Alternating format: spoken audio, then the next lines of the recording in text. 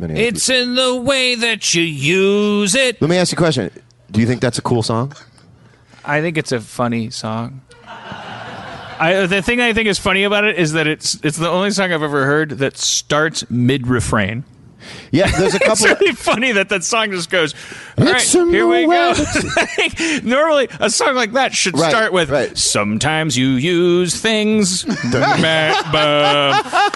sometimes the way, bum. That was a big 80s trick, though. Sometimes, and then you build, and it's like, and you're waiting for him to go. But he was just like, I just think it's funny that the needle drops on that record. It's like, 2, 3. It's in the way that you use it. Fuck it. And then they eventually come around to proving that was the refrain. Yes. It's like that's not the verse. That's the refrain. That came from 80s producer mindset, which was like, gotta hit him with the hook. There's no time. No time for this. There's no time. These kids are going to buy a Pokemon instead of your record if you give them 5 measures. That's the way it is now. I mean, you gotta hit him with the mixtape in one song. 1.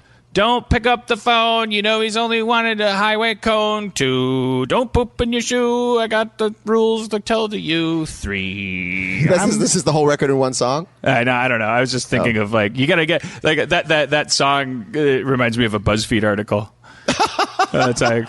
Oh, it's like a listicle song. Yeah. I went skydiving in an airplane. That country has that a lot. Here's 6 ways to lose weight by Friday. Yeah, like I would make it up and it'd be like, I went skydiving, I went mountain climbing, I walked 50,000 miles across the land. We're only halfway through. I swam across the river, I walked across to get her, but there's one thing that I'll never understand. And then a completely different word, phrase that just lands like unbalanced into the title. Yeah. Well, I don't know why you're not a bun for my hot dog. That's right. Yeah. That's right. And you're like, wait, what with the mountain guy? Why would you climb a mountain? How do we get there? Well, this was just misdirection. Yeah. And at the last line, it's like, but check your back pocket. That's right. I got your wallet. Who's taking your wallet? I'll mix your metaphors, darling. I'll mix them better I wrote a line one time. It was just, I couldn't handle it. I wouldn't put it, you're like a metaphor I've never heard before. And I went, that's so cyclical because no one really has heard that metaphor before. And if you wondered, does John Mayer have a theoretical limit to how poetic something can be? Yes, that will never make the cut. There it is, yeah. I thought in Your Body's in Wonderland, I know it's like, oh, it's your hit, and you're not like, oh, it's also, I'm most proud of it. But I did think the verse where you compare, where you say your nipples are like Epcot Center. I pushed it. I think you're pushing the metaphor. Yeah, it's like you didn't have to go through every part of the body and compare it to a theme park. Your toes are like a quick pass. Yeah, your toes are like little shrimp, and then I said you have a langoustine pinky toe. I just if you love a woman, just tell her you love her. A lot of times that's good enough. When you love a woman, that was a direct response to Your Body is a Wonder. Bryan Adams wrote, when you really love a woman, as a way to tell me to shut the fuck up in Your Body is a Wonder. You don't have to write a cheesy song about how body parts are like rights. Cause when you find yourself lying helpless in her arms, you know you don't need a stupid song. And you like, man, your vagina's like the haunted hotel before they were using it to advertise the Eddie Murphy movie. Your vagina's the classic version of that. I've got a fast pass to your titties, so I'm going to eat at your naval restaurant. You had that cadence. I take a fast pass to your titties. It was very Western. I took a fast pass to your titties. I'm curious about slow bow to.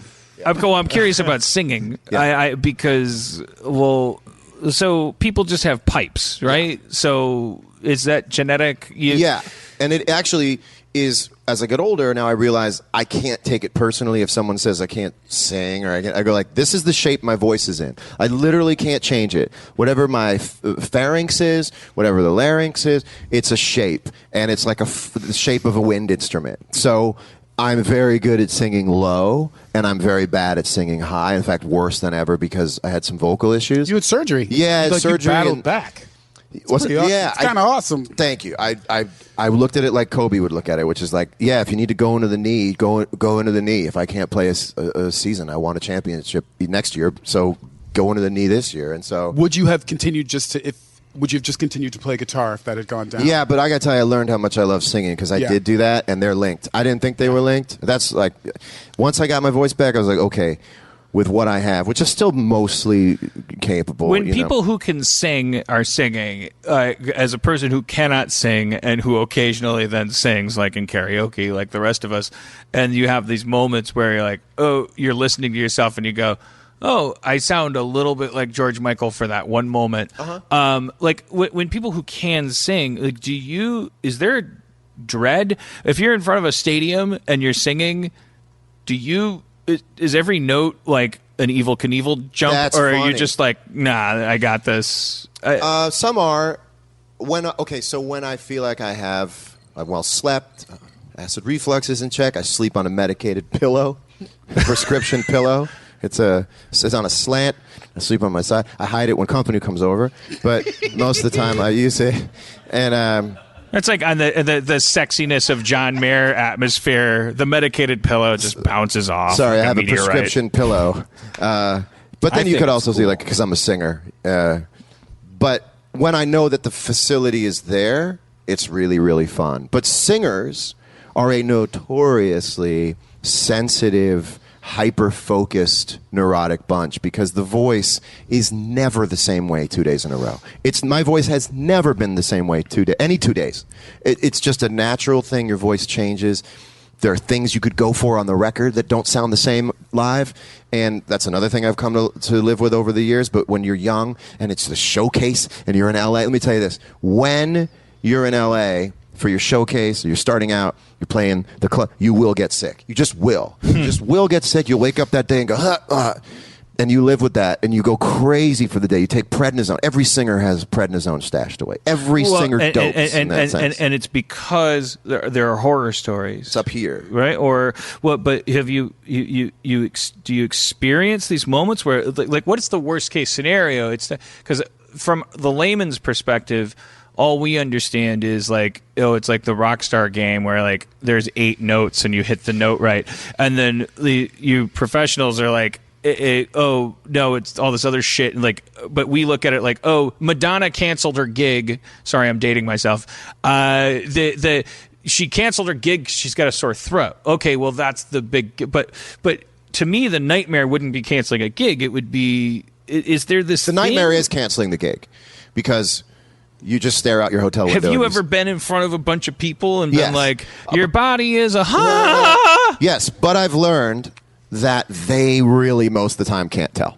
And you interpret, right? Yeah, And most so- of the time they can't tell. Yeah. 98% of the time. And so that's they my can't next tell. question. Like, it's not just this empirical thing because No. your voice, I can hear it even though I don't even like music. I'm like, I get it. You can get it, I right. know why your voice is special. I can hear it.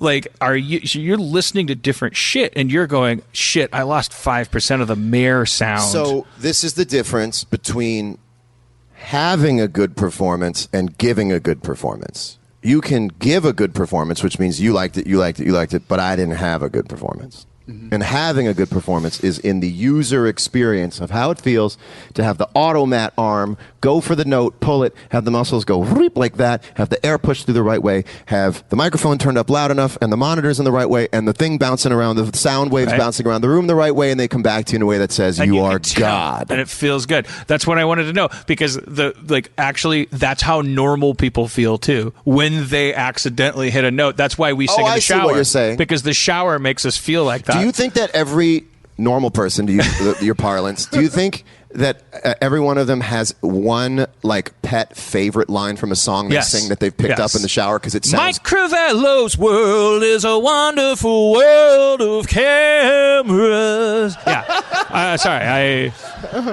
it's a commercial from Milwaukee. No, it's more importantly but yes, the answer to your question is yes. Like people like. Do you have one? Is there a song like a little line you go? I still got it on that. Let me test it out. Yeah, if I can hit any this is dating myself, but any Philip Bailey. Yeah. Yeah. My Michael McDonald is falling apart as I get older. But so did his. Right, so right. I'll just learn to sing how he sings now. I love those. I keep listening to Easy Lover all the time. Yeah. That's why we get along, because I'm a Phil Collins guy. We never sung Easy Lover together. It's such the drummer's mix of that song. Because it's two, dueling drummers. Yeah. So you were like, they had to agree on this track. They really had to love this track because it starts out with big drums. Actually, that also starts out with Easy Lover. Yeah. Same way. You're starts right. With the frame. You're absolutely right. It Yep. starts with the fucking refrain. That was the '80s thing. Was like hit. You got to hit him. Got to hit him with the hook first. Got to hit him with the hook. It's gonna be a hit. But I thought actually to myself, there's the sign of an amazingly good song is when I hear it, and I wonder what it must have been like the night the artist finished it and sat back and played it for the manager. And imagine being like, Joel, come here. Joel, sit down. Press play. And you hear and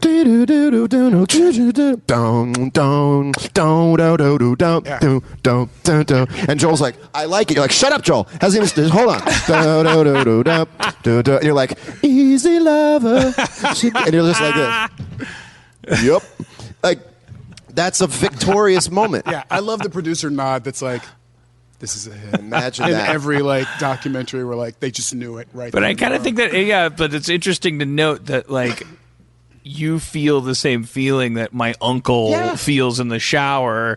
It's just that when you're feeling it, 100%. It's more in line with a bunch of people hearing it. There is no but way. we all feel it when we like that sensation of fuck, I'm nailing it. And it's like it's weird to me as a person who doesn't understand anything about music or singing. Like what is that? But it doesn't that's last a different very long. podcast. And I'll tell you, probably. as a guitar player, anybody who picks up a guitar can feel the same way I feel. It's so scalable. It's the same feeling. That's what makes it a magic thing. Like you take it home and you learn Fire and Rain. I promise you, it has the same experiential bliss that my writing Gravity does. I'm sure of it. But just imagine being like, hey, Dan, can I play you something? Check this out. Here, have a seat. You want to? I was born by the river. Like the moment in a little tent. And the strings. Yeah. Just like that river up and I'm watching to make sure you don't get on your phone. Ever since gonna be alone. That's the first time anybody's heard it. Long time coming, and I know. You're like, he likes it. Chain on, and then some guy goes, "Do the strings have to start from the beginning?" And you go like, "Bobby, I told you put tambourine in it." Bobby, I told you put tambourine. I told you you're not gonna hook up the recorder. I told you my daughter play recorder. You know this is for Colgate Records. They want it minty. This doesn't feel minty. You gonna say river? You gonna say field? You was born by a field, Bobby. I miss the days when the lead singer would talk to the drummer. What you gonna play now? Right. Have you ever seen the thing on YouTube? The young lady singing the jingles in the 80s for the bread company. It's patty cakes. It's like 40 minutes of her doing takes on this jingle, and your heart goes out to her, and she's just like she's in this sweater, and it's the 80s, and it's VHS, and she's just in this booth, and just like it's just over and over again, endless takes. She's like, okay, all right, sorry, yeah, patty cakes. Patty cakes, because clearly what they're saying is like give it more bread. She's not singing about something she feels anything about, but she's trying, and then you just watch her like reaching for it. It's just like patty, you know that patty cakes are my bread, and then like she keeps getting cut off so many times you never get to the. I guess you'd call it a bridge, but it's a jingle. But that's the amazing part is like 20 minutes into this reel, she finally gets all the way to the point where you get to hear the rest of the song, and it's like a bridge, and she's like, "'Cause it's good bread, it's good bread." like that's the Valhalla you get to if you jump through all those hoops. You get to sing "It's Good Bread."